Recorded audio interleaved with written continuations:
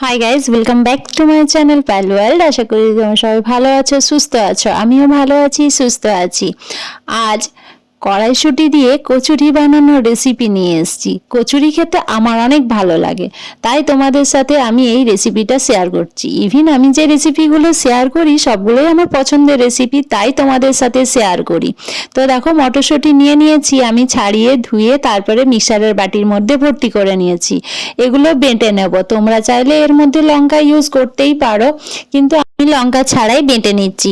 দেখো, কড়াই বসিয়ে দিয়েছি, দিয়ে দিয়েছি তেল। এরপর আমি যে মটরশুঁটিটা বেটে নিয়েছি সেটাই দিয়ে দেবো। দাঁড়াও, এখানে তোমরা কিন্তু এই ভুলটা করো না। আমি ভুলে গিয়েছিলাম, আমি একটু অন্য কথা ভাবছিলাম, তাই ভুলে গিয়েছিলাম। তোমরা এই তেলটা দেওয়ার পরে 4 থেকে 5 চামচ বেসন ইউজ করবে, ঠিক আছে? বেসনটা কড়াইয়ের মধ্যে দিয়ে ভালো করে লাড়াচাড়া করে 3 থেকে 4 মিনিট ভাজবে বেসনটা। তারপরেই কিন্তু এই মটরশুঁটি যে বেটে রেখেছো সেটা দেবে। আমি দিতে ভুলে গেছি।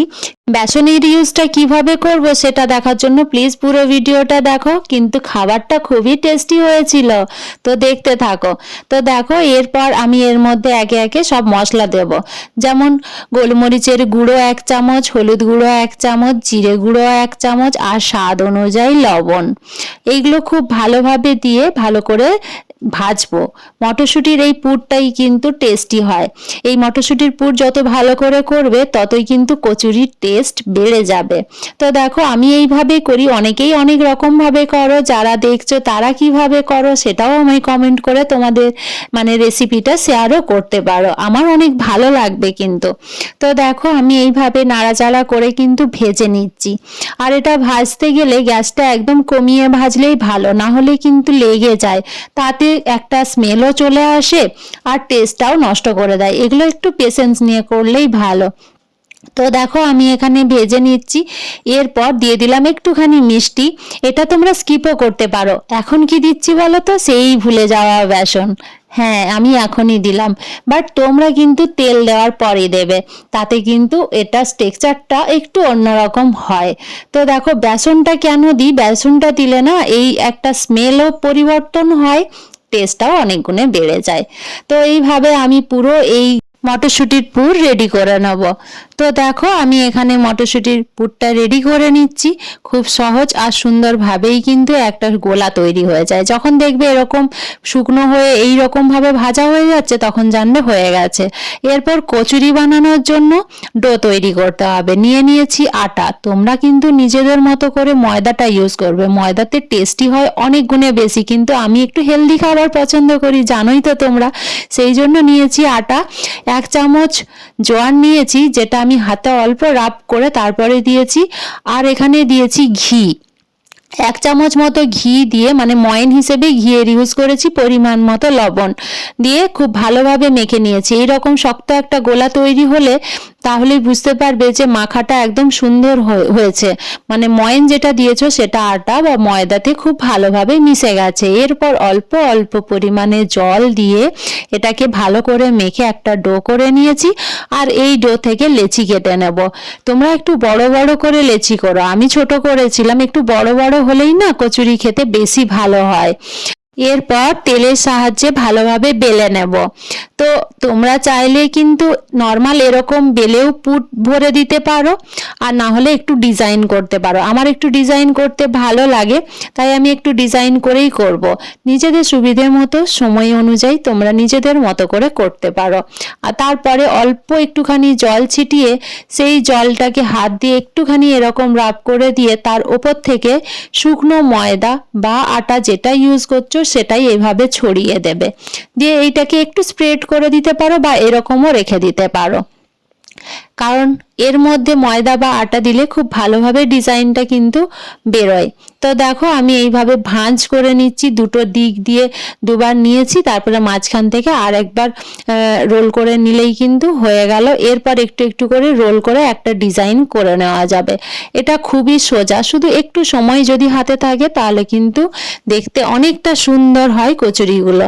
তো দেখো, এরকম রাউন্ড রাউন্ড হয়ে গেছে। এটাকে আমি ছুরির সাহায্যে মাঝ বরাবর কেটে নেব। সমপরিমাণ পরিমাণে কাটাটাও হয়ে যায় খুব সুন্দরভাবে। এরপরে এটাকে আমি বেলে নেব। এই যে ডিজাইনটা এটা থাকবে নিচে, আর এই উপর দিক থেকে বেলাটা শুরু হবে, তাতেই কিন্তু ভালো হবে। একটু হাত দিয়ে চেপে বেলতে হবে, তাতে বেলাটাও সুন্দর হবে আর খুলে যাবে না। এর মধ্যে এরপর মটরশুঁটির পুর ভরে দেবো। তো দেখো আমি কতটা ছোট করেছি, ওই জন্যই বললাম একটু বড় বড় করবে, খেতে অনেক ভালো হবে। আমি ছোট ছোট পছন্দ করি তাই ছোটই করেছিলাম। তো এইভাবে মোড়াটা হবে খুবই সোজা, আর মুড়তে কোনো রকম অসুবিধা হয় না। তো দেখো মোড়াটা এইভাবে কমপ্লিট হয়ে গেল। এরপর আমি একে একে সবগুলো বানিয়ে নেব।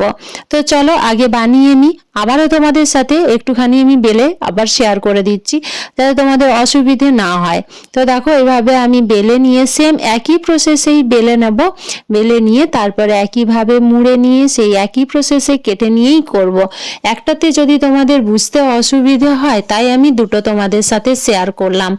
জোয়ান দেওয়ার কারণে কিন্তু টেস্টিটা অনেক বেশি হয়। তো দেখো কারো যদি জোয়ান অপছন্দ হয় দিও না, কোনো অসুবিধে নেই। তারপরে যেরকম সেম প্রসেসে জল, তারপরে অল্প পরিমাণে আটা ছড়িয়ে বা ময়দা যে যেটা ইউজ করবে সেটাই, তারপরে এইভাবে ভাঁজ করে করে একটা ডিজাইন করে নিলেই কিন্তু হয়ে যায়। আর না চাইলে তোমরা ওই ছোট্ট লুচির মতো করে বেলে তার মধ্যে পুর ভরেও কিন্তু করে নিতে পারো। সহজে হয়ে যায়, তাড়াতাড়ি হয়ে যায়, খেতেও টেস্টি হয়, বাড়ির ছোট বড় সবারই খুব ভালো লাগে। আর এরকম বাড়িতে বানানো কচুরি অনেকটা হেলদিও হয় শরীরের জন্য। মাঝে মধ্যে তো একটু মুখ চেঞ্জ করতে ইচ্ছেই করে, আর এখন মটরশুঁটির দামটা অনেকটা পরিমাণে কম, তাই এইসব বানিয়ে খাওয়া যেতেই পারে, তাই না? তো দেখো আমার সবগুলো বানানো কমপ্লিট হয়ে গেছে। এরপর আমি একে একে তেলের মধ্যে সব ভেজে নেব। তেলটা কিন্তু খুব বেশি গরম করা যাবে না, তোমরা দেখতেই পাচ্ছ কতটা গরম করেছি। তো এরকম অল্প গরম করে হালকা আঁচে উল্টে পাল্টে বারে বারে ভাজতে হবে, তাতে ভাজাটা ভেতর থেকে সুন্দরভাবে হয়। ঠিক যেরকম সিঙ্গাড়া ভাজা হয় ঠিক সেই রকমই অল্প আঁচে ভাজতে হবে। এটা বেশি আঁচে জাল দিয়ে ভাজলে উপরটা লাল হয়ে যাবে কিন্তু ভেতরটা ভালো হবে না। তো এইভাবে আমি ধীরে ধীরে সব কচুরিগুলো ভেজে নেব, আর বিলিভ করো খেতে অনেকটা টেস্টি হয়েছিল। তোমরাও চাইলে কিন্তু এইভাবে বানিয়ে নিতে পারো। আর আমার টুকিটাকি ভুলগুলো তোমাদের সাথে আমি শেয়ার করেছি একটাই কারণে, যাতে তোমরা পুরো 100% একটা টেস্ট পাও, তোমাদের মধ্যে ভুল না হয়, আর তোমরা এই রেসিপিটা দেখে বানিয়ে সুন্দর একটা কমপ্লিমেন্টও পেতে পারো বাড়ির লোকের কাছ থেকে, তাই না?